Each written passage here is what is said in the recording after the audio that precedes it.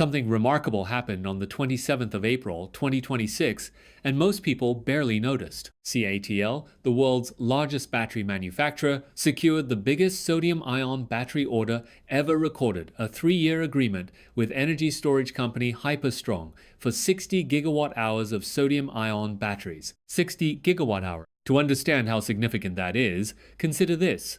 The order represents roughly half of CATL's entire energy storage shipments for 2025. Half of a full year's output committed to a single customer, using a battery chemistry that, until recently, many experts still considered promising but not commercially ready. This was not another research announcement. It was not a pilot project or a small demonstration. It was mass production backed by real contracts, real investment, and real deployment. CATL even described the agreement as evidence that it had, in its own words, overcome the challenges across the entire sodium-ion battery mass production chain. That is an unusually confident statement from a company known for being conservative with its claims. Some analysts have already compared this moment to a DeepSeek moment for the global energy storage industry. Whether that comparison proves accurate remains to be seen. But the sheer size of this deal deserves serious attention. Before going any further, it is worth explaining why this matters. If you are not familiar with battery technology, sodium-ion batteries may sound like nothing more than a small variation of lithium-ion batteries. In reality, the difference is much more significant. Both technologies work in a similar way. Ions move between a cathode and an anode through an electrolyte during charging and discharging.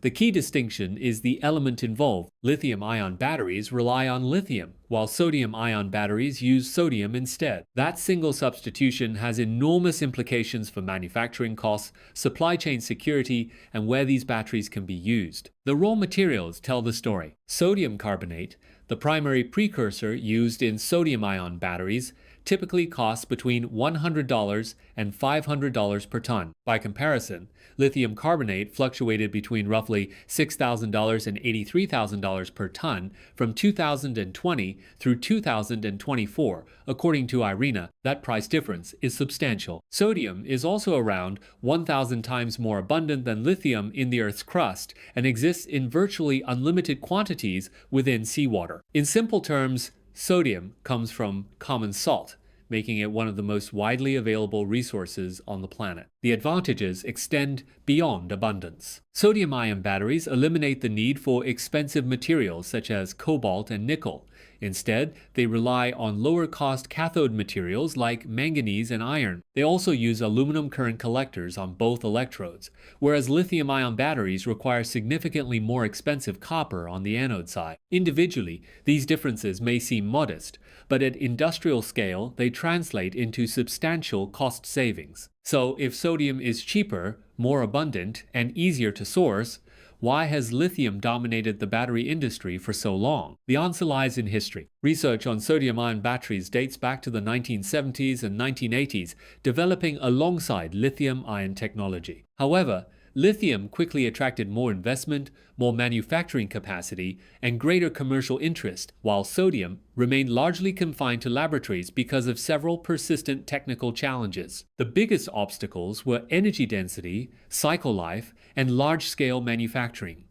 Early sodium-ion cells simply stored less energy than comparable lithium-ion cells. Their anodes also presented a major challenge. Graphite, which works exceptionally well in lithium-ion batteries, cannot effectively accommodate sodium ions because sodium atoms are too large to fit within graphite's crystal structure. Instead, sodium-ion batteries require hard carbon, and producing high-quality hard carbon consistently at industrial scale introduced additional manufacturing difficulties, including foaming issues and extremely strict humidity control requirements. CATL invested nearly 10 billion yuan, approximately $1.45 billion, into sodium-ion battery research and development through 2025. That investment is now paying off. The company developed proprietary manufacturing technologies, including what it describes as angstrom-level pore size regulation and molecular water-locking techniques. These innovations solved the hard carbon foaming problem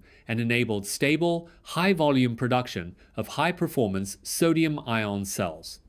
On the cathode side, CATL introduced advanced morphology control and surface modification engineering to improve energy density even further. The outcome is a large format, 300 plus ampere-hour prismatic battery cell, delivering an energy density between 160 and 175 watt-hours per kilogram, a cycle life of approximately 10,000 charge cycles, charging speeds of up to 5C, and an operating temperature range from -40 degrees Celsius to +70 degrees Celsius. Its exceptional cold weather performance alone makes it especially attractive for grid-scale energy storage in regions with harsh winters. However, it is important to remain realistic. Sodium-ion batteries are not intended to replace lithium-ion batteries everywhere. For high-performance electric vehicles, energy density remains critical. At roughly 160 to 175 watt-hours per kilogram, sodium-ion cells still fall short of premium lithium-ion chemistries. Vehicles such as Tesla's long-range models and other premium EVs require maximum driving range while minimizing weight, and lithium remains the better solution for those applications. CATL itself has described its strategy as a dual-star approach, with sodium-ion and lithium-ion technologies developing alongside one another rather than competing directly. Where sodium-ion truly shines is stationary energy storage. For grid-scale battery installations, weight is largely irrelevant. Instead, the priorities become cost per kilowatt hour, operational safety, lifespan, and performance across extreme temperatures. In these areas, sodium-ion technology offers several compelling advantages. It is also well suited for affordable electric vehicles, scooters, motorcycles, commercial vehicles, and other transportation segments, where keeping costs low matters more than achieving maximum driving range. The economics are still evolving. Wood Mackenzie estimated the average cost of sodium-ion batteries at around $59 per kilowatt hour